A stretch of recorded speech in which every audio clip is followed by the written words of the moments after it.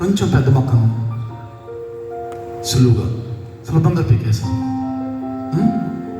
మరి తర్వాత దానికంటే కొంచెం పెద్ద మొక్కను నీకు కష్టమైనప్పటికీ ఏదోలాగా పీకేశాం.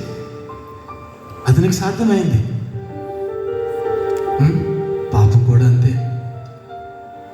1 నెల, 2 నెలలు, 3 నెలలు.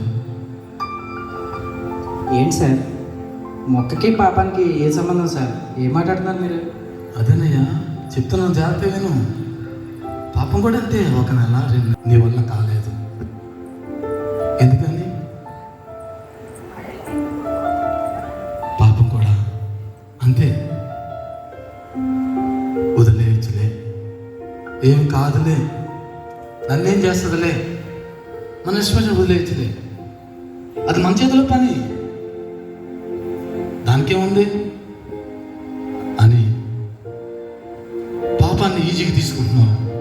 పాపంతో చెలగాట మాడుతున్నావు.